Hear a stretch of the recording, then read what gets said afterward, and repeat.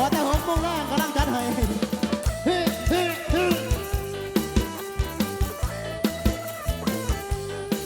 อย่าไปอย่าไปเฮ้เฮ้เฮ้เฮ้ใครจะชิงใครจะชังแล้วมันก็ช่างหัวเขาแค่ตัวเรารู้เราช่างเขาเพราะไรใครจะช้าใครจะช่างเอาใครจะแกล้งใครยืนยันก็ให้ช่างหัวมันแล้วก็ให้ปล่อยเขาไปใครจะสมใครจะเสดว่าประเสริฐเลิศรู้แค่เรารู้ตัวอยู่ปล่อยเขาทำไปเกิดเป็นมนุษย์แล้วสิ้นสุดแค่อายเอาอะไรมากมายในความมันนักตาหมดลมเมื่อไรละหาประโยชน์ใดเล่าล้วนต้องถูกเอาห้ามไปป่าช้าจะเอาอะไรแค่ลังโลกโกรธหลงไม่มีความมั่นคงบนกิเลสตัณหาเกิดแก่เจ็บตายเลยยัยจะไปยึดมันสับตาสังขารล้วนอนิจจาปล่อยวางมันเสียทุ่งโคตินนาเฮ้เฮ้เยอะไปเยอะไปใส่ไว้เด้อกันทุกคนเด้อ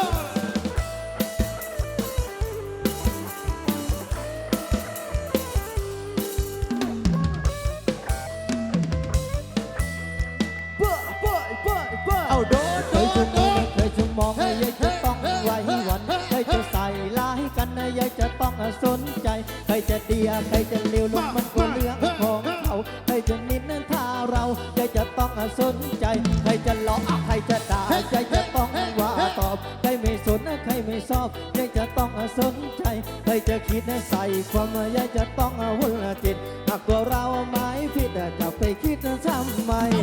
เกิดเป็นมนุษย์สิ้นสุดแค่ตาประดุดดังต้นไม้ลมทับโลกาหมดลมเมื่อไรละหาประโยชน์ใดเล่าล้วนต้องถูกเขาทำไปป่าช้า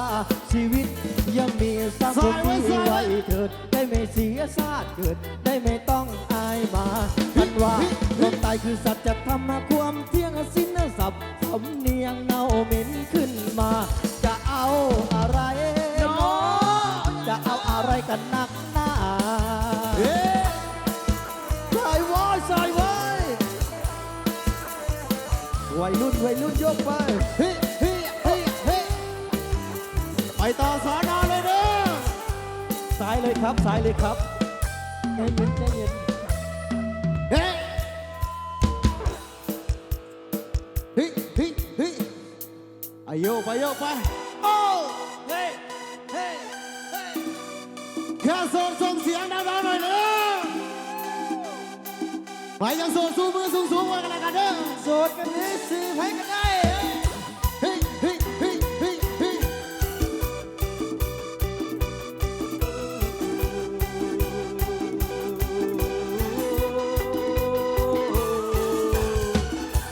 ทุกที่มันหมดใจเมื่อหมดเวลาผมไปจะเศร้ากันไปทำไมมันไม่ได้มีใครตายเคยใช้ชีวิตแบบไหนก็ทำมันให้แบบนั้นพวกความรู้สึกของเราตอนนี้นะมันไม่ต่างกันไปว่าต่างเดิมแรกกันแล้วก็ต่างก็ต่างเดินไปแค่ไหนแล้วก็ต่างก็ต่างเดินไปทางไหนไปทางก็เลยเชิญคนที่รักเคยแตกจะเมามันก็ไม่แปลกจะคุยไม่คุยตอนเช้าตอนเช้าก็แค่ความโศกมันจะมาอีกครั้งที่มีก็เพราะไม่ตายตัวถึงเชื่อว่าอย่างนั้นสลอกกันไปคืนนี้จัดกันไปให้พอดีเราเริ่มไม่วันพรุ่งนี้ทำไม่ดีกว่าที่เคยก็แค่ความโสดมันมาหาอีกครั้งถ้าคนมันรักเราจริงก็คงไม่จริงไปอย่างนั้นถึงคิดมากไปทำไมเราทุกคนก็เหมือนกันรู้สดไปสัก1 ปีรอให้ใจคนที่ดีต้องมีสักวันพร้อมแล้วหน้าหนาวเข้ามาในสี่ห้องหัวใจยังว่างกระโสดกิลีก็แม่นเศรษฐีหัวใจห่างๆถือทิ่มถือควางสิมีผู้ใดมาเอาใจไปรักษา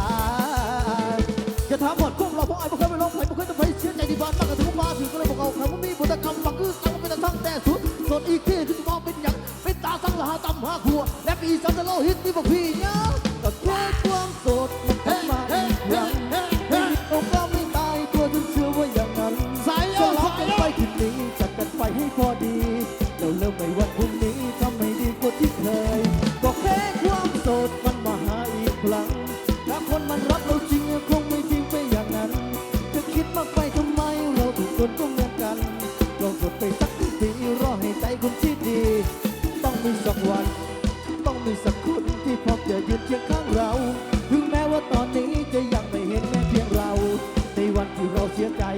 เปลี่ยนชีวิตเราไปแค่ว่าวันนี้มันขอแค่เธอต้องเริ่มต้นใหม่ก็เสร็จน้ำตาสิก็ลุกขึ้นมาดิมายกอย่าให้คนที่ใจแต่ใจดีวันเวลาจะเป็นตัวบอกทุกจากคนคนนั้นคนใจแล้วพอจะเดินล่วงแต่จะไม่ล่วงต้องจะเดินมันไปใช่เฮ้ก็เขาบอกหักบอกสุนบอกเคจะไปใส่ใจยกแก้วมาฉลองดีใจอ่ะเฮ้เฮ้เฮ้เฮ้รวยเลยก็แค่ความโศกมันกลับมาอีกครั้งไม่มีเขาก็ไม่ตายตัวฉันเชื่อว่าอย่างนั้นฉลองกันไปคืนนี้จัดกันไปให้พอดีแล้วเริ่มในวันพรุ่งนี้ทำให้ดีกว่าที่เคยก็แค่ความโศกมันมาอีกครั้งถ้าคนมันรักเราจริงคงไม่ทิ้งไปอย่างนั้นเชื่อเธอไปทำไมเราทุกคนก็เหมือนกันลองกดไปสัก1 ปีรอให้ใจคนที่ดีต้องมีสักวัน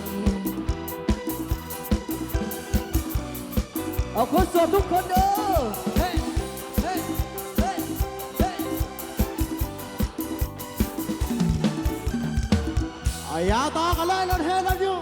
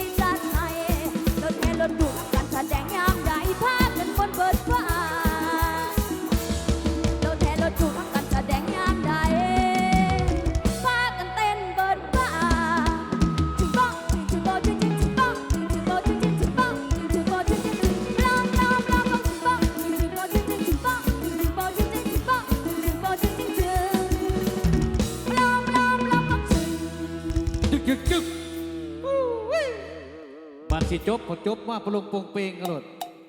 เฮ้ยบักนักดนตรีใหญ่เอาหยุดพักจากวักจากข้าวสกอตเป็นหนังหน้าแล้วเราสิขอเสกแนวรวมพักเกี่ยวบาทเอาดังน้ำเด้อผู้มาเด้อโอเคใครเนี่ยแต่มันบอกไงมันมีกี่พุ่น บอกง่ายหน่อย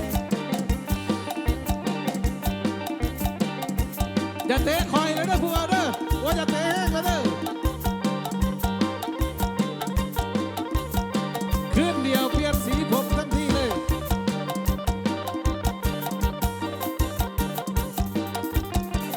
กีตาร์คอยเท่าก็มองเลยพี่น้องเอ้ย